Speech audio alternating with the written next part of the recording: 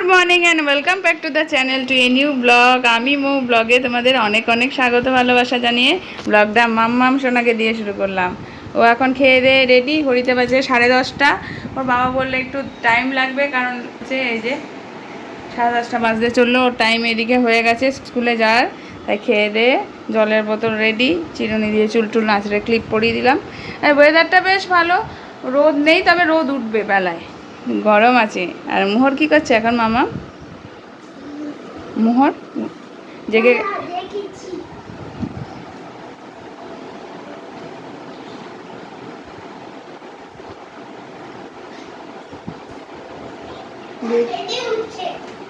বেডে কি করছে? উঠে পড়েছে না ঘুমাচ্ছে? উঠে উঠে পড়েছে, ব্যাস। তাহলে কি সারাদিন তাপাল শুরু। মোহর উঠলে কি দুষ্টুমি করে? তো নাকি দুষ্টুমি করে? তাহলে তাহলে তুমি রেডি তো ড্রয়িং স্কুলে যাওয়ার জন্য? হ্যাঁ। চলো, জলের বোতলটা নিয়ে নিলাম। এবার জল খাবে, যখনই জল তেষ্টা পাবে জল খাবে। কারণ হলো গরম পড়েছে। মাঝে আমি জলের বোতল দিইনি, ভুলে যাচ্ছিলাম বলে আমাকে বললো যে মা জলের বোতল দিচ্ছিস না কেন, আমার জল তেষ্টা পায়। আমি বলছি বাহ, এটা তো ঠিক কথা বলেছো, আর মামি ভুল করেছে। চলো তাহলে সারাদিন ব্লগটা দেখতে থাকো। ওর বাবা আসুক, তারপরে নিচে যাবে। বাবা আসেনি, বাবা একজনে এসছে, তোমার ফ্রেন্ডের বাবা এসছে একটু ইনফরমেশন নিতে অফিসে। তো ওই জন্য বললো যে একটু দাঁড়িয়ে যেতে। আচ্ছা, বাবাকে ফোন করছি আমি, একটু ওয়েট করে যাও শোনা মা। টাইম একটু দেরি হলে বাবা কথা বলে নেবে স্যারের সাথে, যে আমার জন্য দেরি হয়েছে, মামাম রেডি ছিল। ঠিক আছে? জানি তো মামাম ভীষণ সিরিয়াস সমস্ত ব্যাপারে। বাবা দেরি হচ্ছে সেটা বাবা বলে দেবে স্যারকে। ঠিক আছে? গুড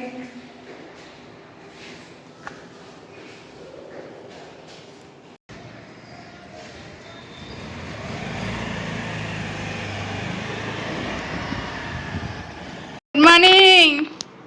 কি করছো নীল জামা পরে? দিদি উকুল চলে গেল, ড্রয়িং স্কুল।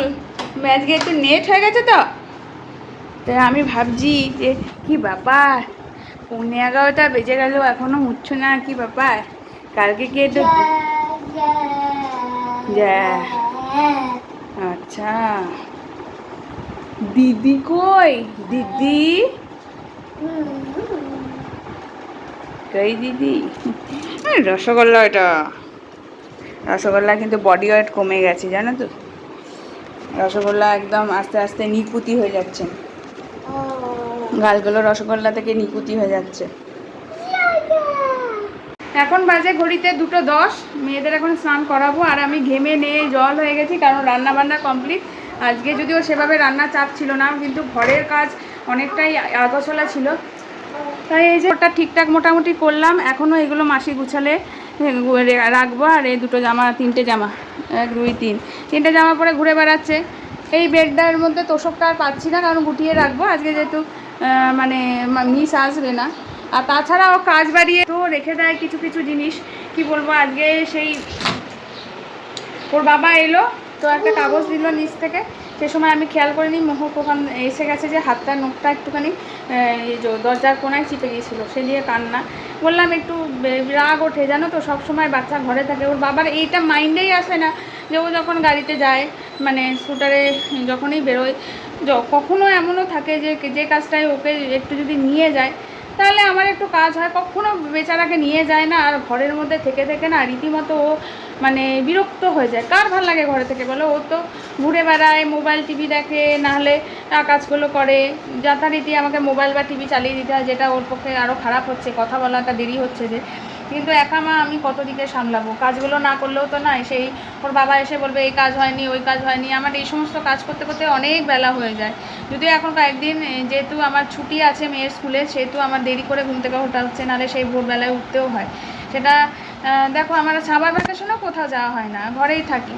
তো এই আর কি, একটানা একই কাজ একভাবে করতে থাকলে বা সেভাবে একটা মাইন্ডে এফেক্ট করে। এই যাই ওই নিয়ে একটু তর্কাতর্কি রাগারাগি হলো ওর বাবার সাথে। ওই কথাগুলো তো পছন্দ হয় না, বেরিয়ে একটু নিয়ে যদিও গেল, তো ঘুমিয়ে গেছে। ঘুমিয়ে গেছে মানে কি ঘুম ঘুমালো জানি না, বাড়ি এসে দাঁড়ালো কি চোখ খুলে গেল। একটু ধৈর্য নেই বাচ্চাকে একটু আটকে রাখা বা নিজের সাথে নিয়ে যাব, ওর মাকে একটু রিলিফ দেওয়া, যেটা আসলে মেনলি আমাকে একটু যদি রিলিফ দেয়। আমি একটা মানুষ তো বলো, কত আর চারিদিকে সারাদিন করতে থাকি, এক টাইম বসি না কখনো। সবাই ভাবতে পারো ঘরে থাকি কি কাজ, কিন্তু ঘরেও অনেক কাজ থাকে। বাচ্চাদের টাইমলি সমস্ত কিছু রুটিন ফলো করা, একটা সংসারকে পুরো মাথায় নিজের চাপ নিয়ে সামলানো, তাছাড়াও অন্যান্য কাজ থাকে, টেনশন থাকে, আমারও খারাপ লাগা, শরীরের ভালো মন্দ সব থাকে। মাঝে মাঝে না এত বিরক্ত লাগে। যাই হোক, তোমাদের সাথে শেয়ার করি। তো এই বিছানাটা এখন তোলা হলো, একটা বিছানা নিজের মধ্যে। ওকে বাবাকে বারবার বলেছি দেখো অ্যাস্ট্রে সামনে রেখো না, কখন কিভাবে আমাকে বলেছে যে অ্যাস্ট্রেটা সরিয়ে রেখো কে জানে, আমি শুনিনি। অ্যাস্ট্রে ছড়িয়ে পুরো মেঝের অবস্থা চাটা। আজকে ন্যাপিটা যথারীতি বর্ষার ওয়েদার চলছে একটু বলে ন্যাপিটা লিক করে পুরো বিছানা ভিজে। তো এইগুলো এক্সট্রা কাজ, মেঝেটা যেরকম ঝাড় দিলে পরিষ্কার হয়ে যায় সেগুলো ছাই করে ঝাড় দিচ্ছি একটা অন্যরকম। বিছানার মধ্যে হিসু হয়েছে যেহেতু, মানে ন্যাপি লিক করে পুরো হিসু হয়ে গেছে, সেটাকে গ্যাটিস গুটিস দিয়ে ঠিকঠাক করা, কারণ আজকে তো রোদও নেই যে তোষক রোদে দেবো।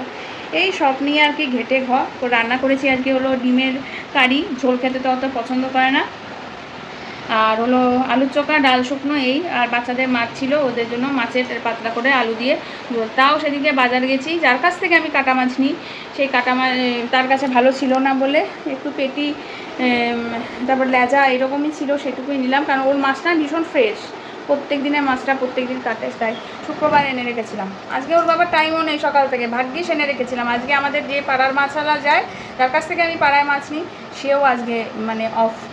অনেক সময় থাকে যে না মালের দাম বেশি তাই নিয়ে বেরোবো না এরকম, বা অন্য কাজ থাকে। যাই হোক, এই সমস্ত করে কাজবাজ সারিয়ে বললাম, এবার মেয়েদের চান করাবো। এই যে ঘুরেই যাচ্ছে, হাতটা চিপে গেছে, মা দেখেনি, এদিকে এসে তো শোনা, ও মোহর, এই জামা কাপড়গুলো মাসি এসে গোছালে আমি ঠিকঠাক করবো। এর মধ্যে তোষকটা ভাঁজ করে একটু রোদের হলকা আছে তাতেই। ও তার মধ্যে হেলমেটটা ওর বাবা 3 দিন ধরে বলছে যে হেলমেটটা আমার শুধু ভিজে যাচ্ছে, আজকে আমাকে ভালো করে সাবান দিয়ে শুধুয়ে রাখো, এই একটা কাজ ছিল। মানে ঘরে কাজের শেষ থাকে না, কিন্তু ছেলেরা দেখে যে আমরা সারাদিন কিছু করি না। হাউস ওয়াইফদের যে এটা জীবনে কত বড় দুঃখের কথা না, কি বলবো। আর শুধু বলবে ওই তো শুধু ভিডিও করো, ওই তো মোবাইল নিয়ে বসে থাকো, একদম ভিডিও করবে না। কালকে যে আমি দোকানে গিয়ে একটু ভিডিও করেছি, সেটাতেও নানান আর কি বিরক্তি, আর দোকানে এলে ভিডিও করবে না, এই ওই সেই। কী হয়েছে বলে দেখি কী হয়েছে, কী গা, চলো চান করবে, চলো অফ হলাম। দেখি বড়োটা কী করছে, এদিকে মোহর চলে এই ঘর থেকে। এই ঘরটায় এরকম একটা কম্বল পেতে রেখেছি। হ্যাঁ, এবার স্নান করতে হবে বুঝলে মামা। ওই ঘরে লাইটটা নেব, দিনের বেলা আলো জ্বালিও না, বিল উঠবে অনেক। এমনিতেই আমাদের বিল এক গাদা আছে গরমকালে এসি চালানোর জন্য। এই যে এই বিছানা, এই মেঝেটা তুমি ভাবতে পারবে না, একটা ফুল অ্যাস্ট্রে ওই এসেছিল, দেখতে পাচ্ছ বিছানায় এইদিকে জল ফেলেছে, ওইখানে হিসু, এই দিকটা উঁচু হয়ে আছে, এই দিকটা উঁচু হয়ে গেছে, এগুলো সব প্লাস্টিক এসব দিয়ে গ্যাটিস দিয়েছি। এই যে হেলমেট চিৎ করে রেখেছিলাম, ওপর করে দিয়েছে, তাহলে শুকাবে কী করে? এই মাথাটা কি শুকানোর প্রয়োজন আছে নাকি? এইখানটা পুরো ভেজা জানো, কি বলবো। এ দেখো, হ্যাঁ তুই এবার জলের বোতলটা ফেল, মাম্মা জলের বোতলটা নিয়ে গেলি যে ইয়ে থেকে নিয়ে আসিস নি। আজকে করেছি সিম্পল ডিমের কারি, এখানে করেছি আলু ভাজা, আলুর এই ডালের শুকনো, আর আলু চোখা, এই আজকে সিম্পল মেনু। আর মেয়েদের এই যে মাছের ঝোল, ওদের খুব লাইট করে মাছের ঝোল করে রাখি, ওদের খাওয়াবো।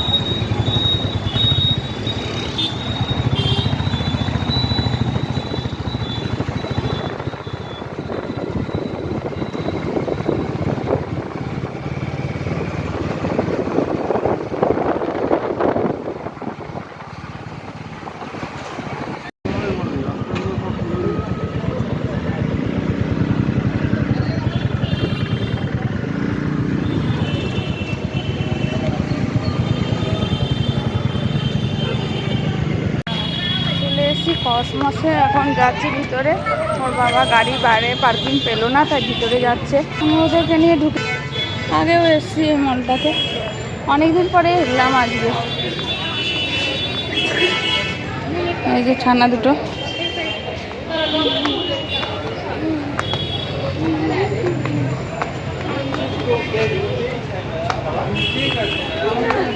শিলিগুড়ি অনেক পুরোনো মল আমাদের কসমস মল। আগেও দেখেছো তোমরা এই মলটাতে। এই আসবো, একটু দাঁড়াবো, ঘুরবো ফিরবো, বাড়ি চলে যাবো। আগে আমরা এই মলটাতে প্রত্যেক সপ্তাহে আসতাম, তার যাওয়ার আগে।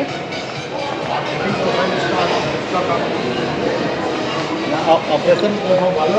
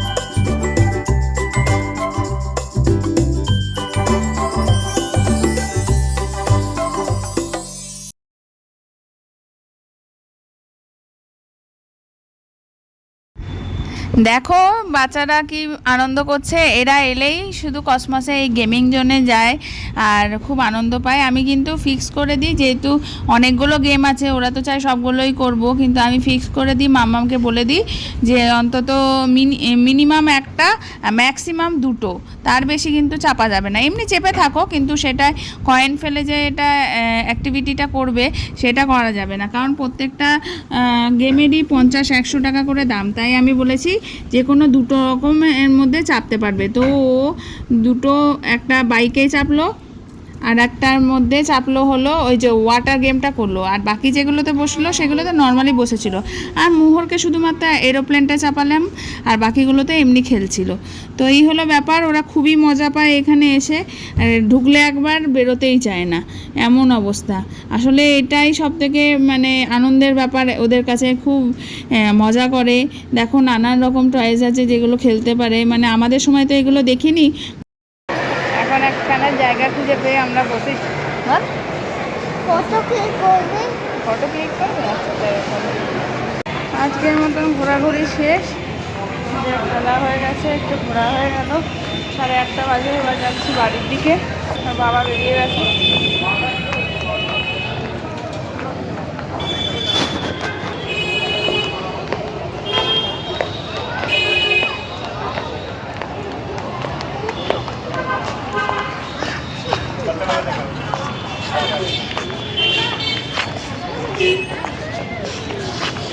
आगे तो नहीं पकड़ना पड़ेगा, चलो ना। বস বস মামা মেখানে একটু।